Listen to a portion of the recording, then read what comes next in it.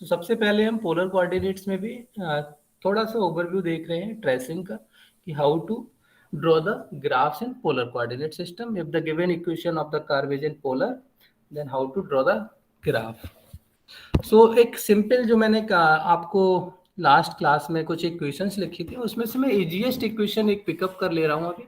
ठीक है, दिस में भी कंसिडर्ड एज से समथिंग सर्किल और मैं सर्किल भी सॉरी मैंने सर्किल भी कंसीडर करना है। सपोज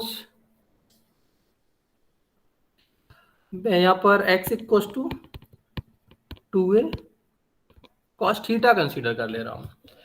बाकी सभी कुछ सिमिलर है जो आपने कार्डियोइड लाइमाकॉन ये सब लिए। इसमें आपको बहुत ही फाइन ट्रेसिंग करनी पड़ेगी, मीन्स जो आपके पॉइंट्स हैं वो काफ़ी ज़्यादा कंसंट्रेट आपको लेने होंगे, तभी आप उसको स्मूथ ड्रॉ कर सकते हैं।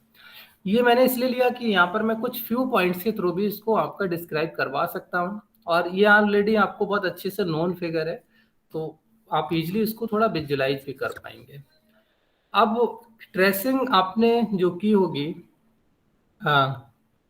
Sorry this is not x, this is R equal to 2a cos theta. इसका सर्किल भी आपने बनाया हुआ है, आपको पता है कि इसका सर्किल किस तरह से बनता है और उसको अब हमें फाइनली ट्रेस करके ले बनाना है this one and this is the centre a, 0।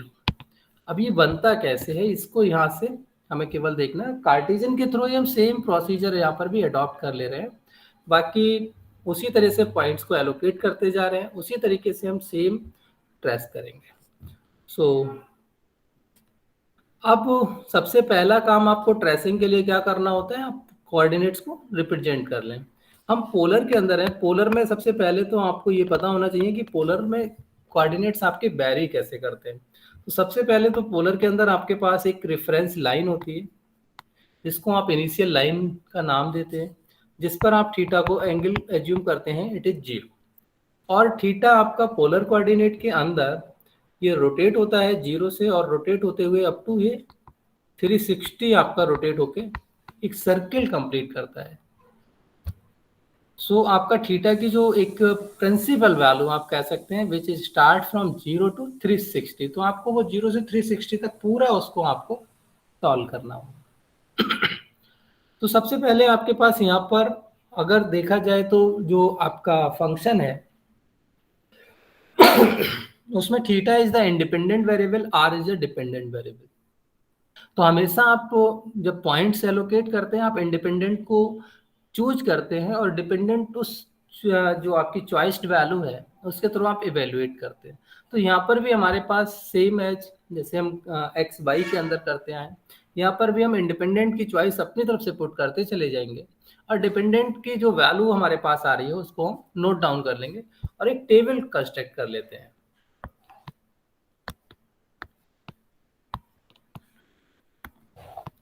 सो मेरे पास इंडिपेंडेंट थीटा है, R is dependent, theta independent है, आप अपनी चॉइस से आपको यहाँ पर प्रिंसिपल वैल्यू 0 से 360 के बीच में सारा सब एज्यूम करना है, उसके अंदर ही आपको ड्रॉ करना है, तो आप उसको करते चले जाइए। ओके, अब यहाँ पर थीटा अगर मैं सपोज करिए 0 मैंने पुट किया, अगर मैंने थीटा 0 किए then what is the value of R? 2a 2a। अच्छा ए को भी हटा दो, आपको सिंपल एक मैं पर्टिकुलर ही करवा दे रहा हूँ जिससे कि आप थोड़ा आसानी से इसको समझ सकें। तो ये कितना हो जाएगा when theta is 0 then R is, इस इक्वेशन को दोबारा यहाँ पर लिख ले रहा हूँ जिससे आप आसानी से देख पाए, R equal to cos theta. So when theta is 0 then cos 0 is 1, so R is 2। अब मैंने थीटा थोड़ा इसी तरीके से, आप अभी जस्ट मैंने बोला कि जो आपके कॉम्प्लिकेटेड थोड़े से फिगर्स हैं या जिनकी आपको शेप बहुत अच्छी नोन नहीं है, आप उसमें थीटा की वैल्यूज को जितना ज़्यादा फाइन रखेंगे उतना ज़्यादा आपको अच्छे से कंसंट्रेट पॉइंट्स आपके इवेल्युएट होंगे और उनको स्मूथ आप ज्वाइन करा पाएंगे। लेकिन यहाँ पर हम अभी अगर बात करें मैनुअली इसको सॉल्व करने की, तो विदाउट कंप्यूटर और विदाउट कैलकुलेटर आप थीटा की कुछ लिमिटेड वैल्यूज की ही वैल्यू कॉस की वैल्यू जो है कुछ लिमिटेड थीटा के कॉरस्पॉन्डिंग ही नोन होती हैं, तो हम उन्हीं को केवल यहाँ पर यूज कर रहे हैं। So may be the next value is 30। And at the 30 degree, what is the cos 30? √3/2. Yes, sir, under root Yes, sir. 3 by Root 3 2. by Root 3 2. by 2. So this 2 and upon division wala 2 is cancel out. It comes in √3. Next value में भी 60. आप इसी तरह से इसको choose करते जाइए. This is I think 1/2.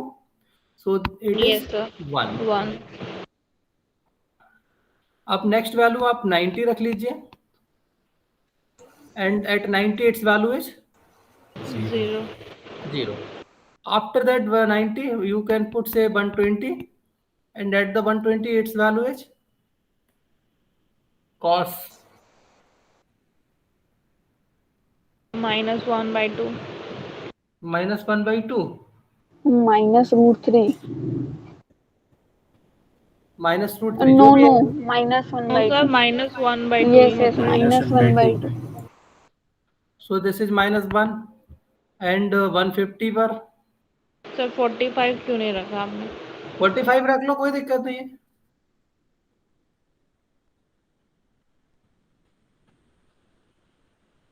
45 रख सर लो. इसकी -√3/2. -√3 and 180.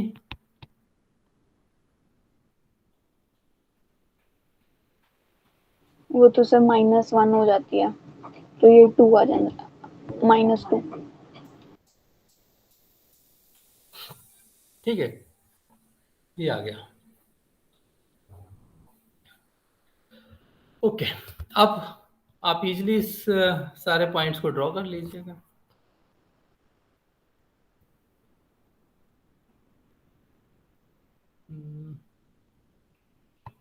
ये आपके पास रेफरेंस पॉइंट हो गया ओ, जहाँ पर आर भी 0 है, जहाँ पर थीटा भी 0 है, सब कुछ 0 जाएगा. ठीक है. थीटा तो इनिशियल लाइन पर भी आपका 0 होगा. अब थीटा आपका इनिशियल लाइन पर यहाँ पर 0 से स्टार्ट हो रहा है. ठीक है. आप थीटा को 0 लीजिए and then what is the R 2. तो आपको ये सपोज 2 यहाँ कहीं मिल गया.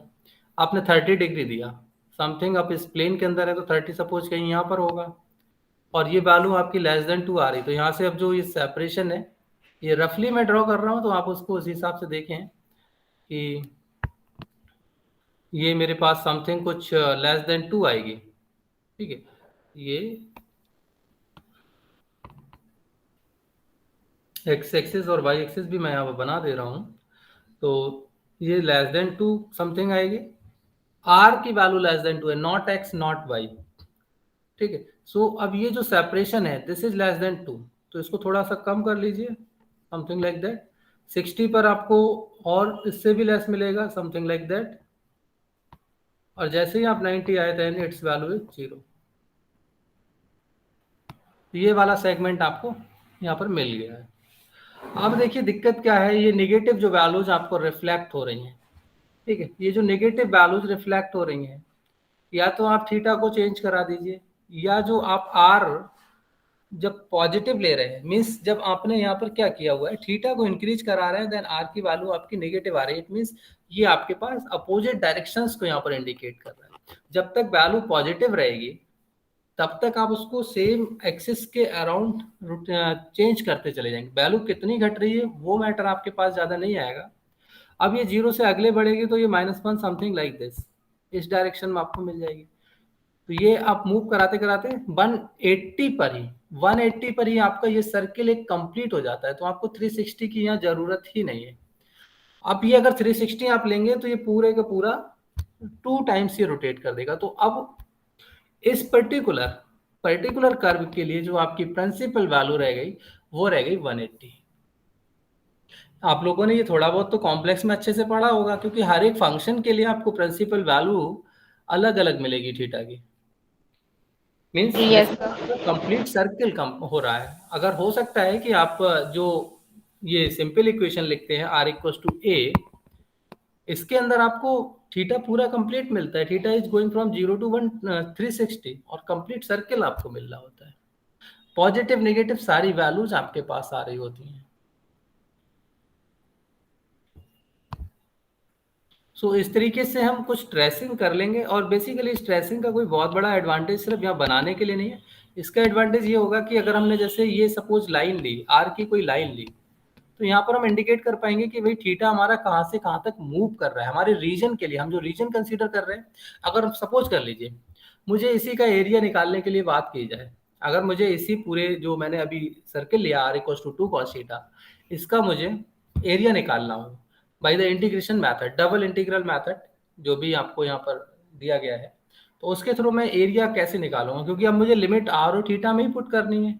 सो मेरी वन लिमिट बेसिकली आर तो मेरे पास डिपेंडेंट वेरिएबल पे दी हुई है, और ये हमेशा जैसे हमने वहां पर लेंथ ऑफ द स्ट्रिप ली थी, same approximately same procedure ditto वही यहाँ पर भी है। What is the length of this R line, जो लाइन आप ले रहे हैं इसकी लेंथ क्या है, आर कहाँ से आप मेजर करना स्टार्ट करते हैं और कितना आप मेजर कर रहे हैं। अगर ये लाइन मेरी इस पॉइंट पर थी तो आर मेरे पास यहाँ पर जो भी थीटा वैल्यू होगी उसके अकॉर्डिंग मिलेगा। अगर इस पॉइंट पर मैं बात करूं, मैं कलर चेंज करके इसको ड्रॉ करता हूं, अगर मैं इस पॉइंट की बात करूं तो यहाँ पर मेरे पास आर की वैल्यू कुछ अलग आएगी। भाई इस पॉइंट पे जो भी थीटा है उसके अकॉर्डिंग मेरी इक्वेशन आर की वैल्यू डिफाइन करेगी। तो मेरा R basically point to point vary कर रहा है, आर मेरे पास कांस्टेंट नहीं है, R point to point vary कर रहा है, और वो वेरी किसके अकॉर्डिंग कर रहा है, थीटा के अकॉर्डिंग। जैसे जैसे थीटा चेंज हो रहा है मेरे पास आर की वैल्यू भी चेंज हो रही है। तो मैं यहाँ पर क्या कर लूंगा, आर को तो वेरिएबल लिमिट दे दूंगा जिस कर्व के थ्रू ये चेंज हो रहा है। सो आर मेरा स्टार्ट कहाँ से हो रहा है, 0, और जा कहाँ तक रहा है, 2 cos थीटा। ठीक है। दूसरा, अब थीटा कांस्टेंट हमेशा आप पहले रखते हैं, तो थीटा आपके पास बेसिकली, अगर मैं सपोज करिए सिर्फ एरिया इस वाले सेगमेंट के निकालने की बात करूं,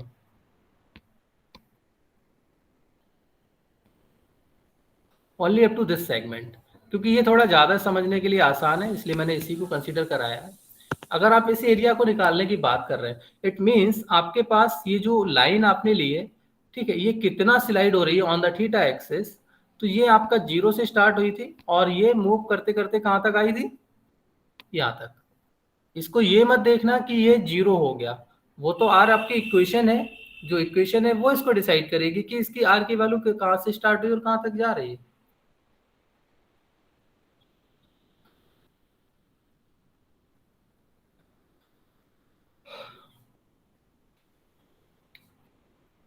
आपको सिर्फ ये इक्वेशन जो डिपेंडेंट वेरिएबल है उसके आपको limits on the independent variable define करना होगा। तो आपको सिर्फ इसकी लेंथ चेक करनी है कि ये लेंथ कहाँ से स्टार्ट हुई और कहाँ तक मूव कर रही है।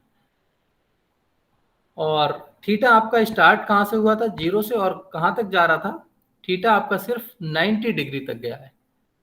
जैसे ही आप 90 के अगले पहुंचे, मीन्स इस वर्टिकल एक्सिस से अगले पहुंचे, मीन्स इस वाले कोऑर्डिनेट के अंदर आपने जैसे थीटा लिया, तब आपका रिप्रेजेंटेशन जो आर का था वो बिलो दिस लाइन आ रहा है।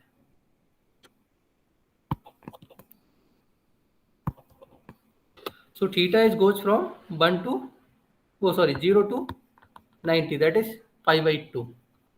आप 90 लिख लें, पाई बाई 2 लिख लें, दोनों एक ही चीजें हैं। अब यहाँ पर जो बाकी का आप डीए रखते हैं, डीए कैसे ब्रेक किया जाएगा वो भी हम देख रहे हैं, उसको फिर बाद में करेंगे। तो ये आपको इस सेगमेंट के एरिया